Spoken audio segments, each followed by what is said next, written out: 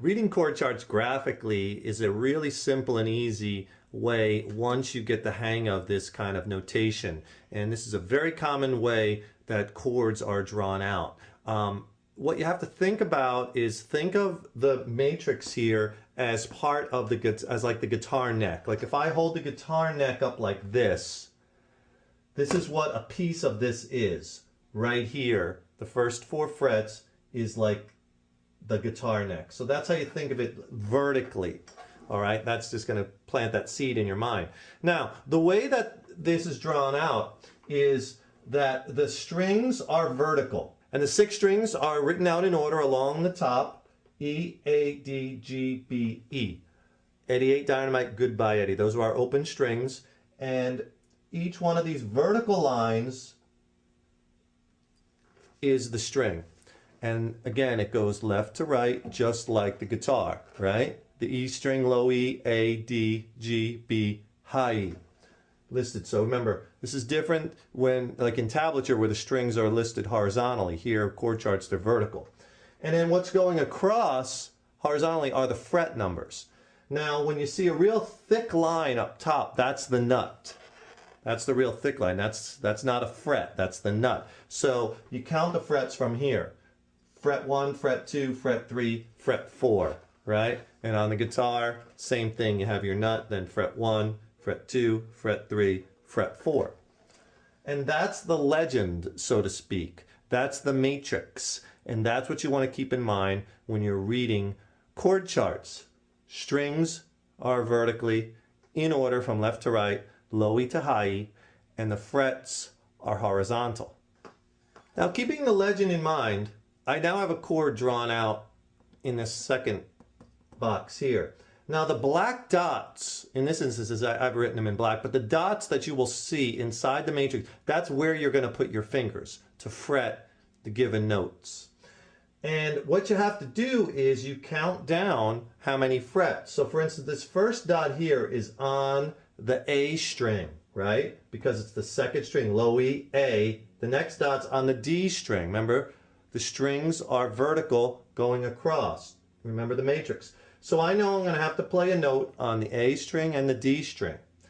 Now, what frets do you play at? Well, all you have to do is count down. Look at our matrix. This is our first fret.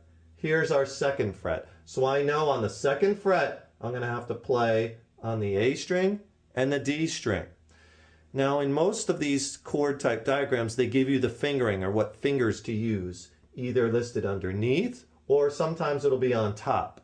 Either way, with guitar, when you're looking at your hand, your T is usually the thumb, the pointer finger is finger 1, middle finger is 2, your ring finger is 3, and the pinky is 4. 1, 2, 3, 4. That's pretty standard in guitar lingo.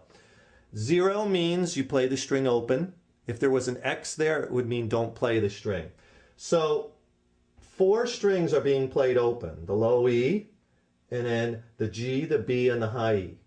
I'm going to take my first finger, because it says 1 down here, that indicates finger 1, the pointer finger, on the second fret, because the 1 is right underneath the A string, second fret. Finger 1, second fret, A string, and I'm going to press down. Then right underneath that, I put my second finger on the D string on the second fret. See, this is fret 1, fret 2. Second fret, black dot, second finger, second fret on this string here, this third vertical line, which is my D string. So basically that's right under the A string, right? So there we go. Now the other strings I play open. So I just hold those 2 down, and the rest I play open. E minor chord. And in most instances, they'll tell you the name of the chord right above it, E minor. And there it is drawn out. And that's how you're going to see a lot of chords listed out in this very, very common way of graphically showing you chords, in this chord charts. Let's do a few more examples. Got a couple more chord examples on the whiteboard, just for a little more practice.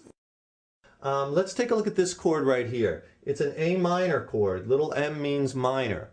When there's, by the way, when there's nothing next to the letter of a chord name, like if that was just to say A, major is always implied. If you see a D, like this instance here, D with nothing next to it, it means D major. An F with nothing next to it, F major. Major would always be implied.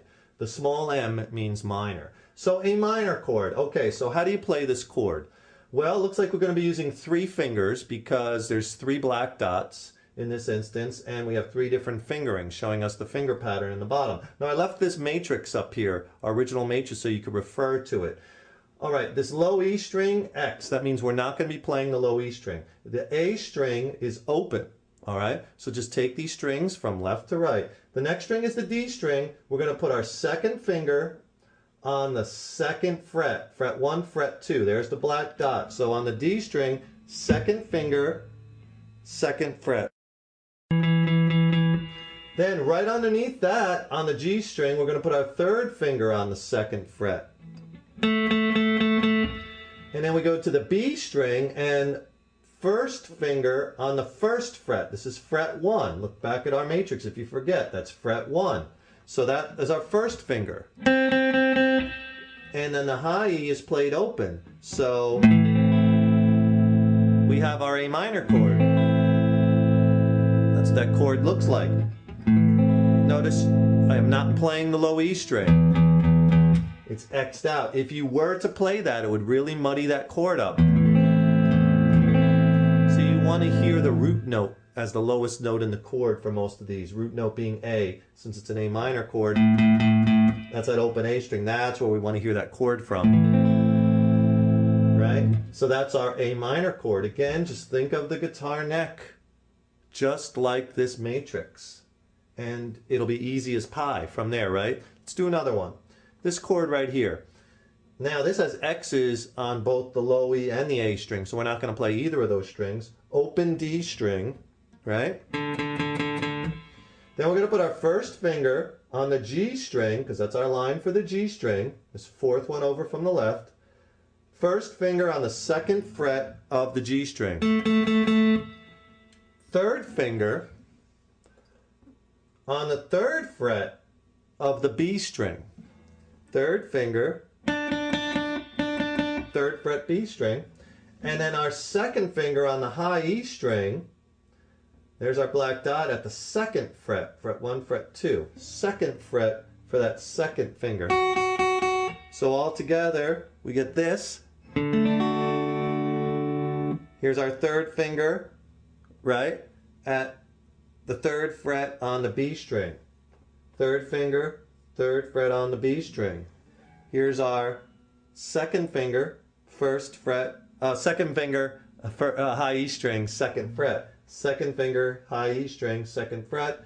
And then you have our 1st finger on 2nd fret of the G string. 1st finger, here's our G string, 2nd fret. All together, you have your D major chord. Easy and simple. Okay, more common ways you'll see chords drawn out like this. Let's do a few bar chords. You might see bar chords done a couple different ways, and I'll show you the 2 most common. Here we have, again, you got your matrix I still left on here so you could see. And this time you're going to see 2 dots with a long horizontal line. Now that means you're going to bar across all those strings. You'll see it that way, and you'll also see it this way with 2 dots with this arc kind of connecting the 2. That means you're barring that whole set of strings. So 1st finger you're going to play at the 2nd fret on the low E string, barred. So you're going to bar across all those strings at the 2nd fret. But you're going to do, now we're 1, 2, 3, I'm down on the 4th fret now, 3rd finger, 4th fret on the A, and 4th finger, 4th fret on the D. So 3rd finger, 4th fingers both on the 4th fret. And that 1st finger is barred across the 2nd fret. Then I got to put my 2nd finger, 1, 2, 3rd fret on the G string. And then 1st finger catches the high E and the B because it's barred across them.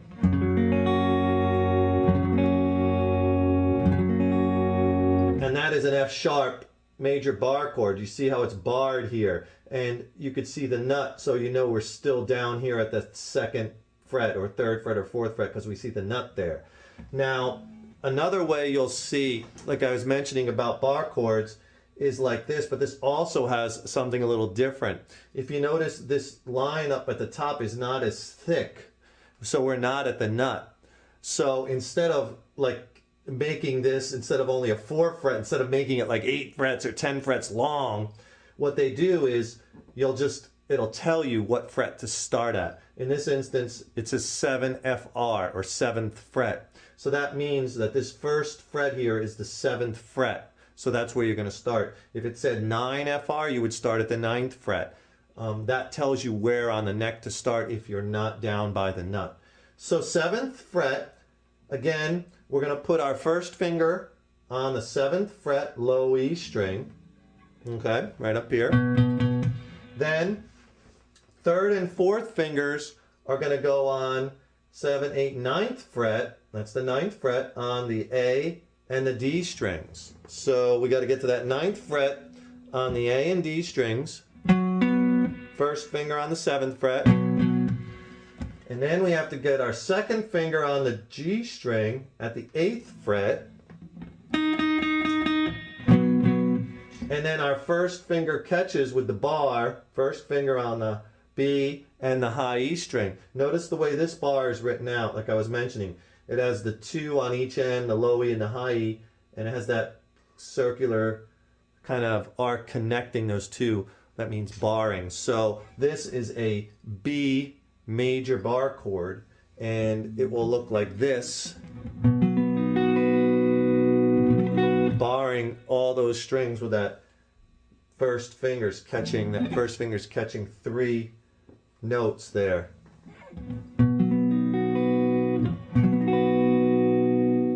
And that's it. That's really all there is to this way of graphically reading these chord charts. And it's very simple and easy. Just remember that the strings are now vertical, right? The frets are horizontal. Look for that nut. If the nut's not there, it should tell you what fret to start at. The black dots are where you put your fingers. An X means you don't play the string. An O means you play it open. Sometimes you'll see the X's and O's up at the top or at the bottom, either way. The numbers down at the bottom here are the fingers you're going to be using. And other than that, it's just a matter of counting and just getting a hang of it. And it's a really easy way that you could be picking up chords quick, fast, fun, and easy. We'll see you in the next lesson. Take care.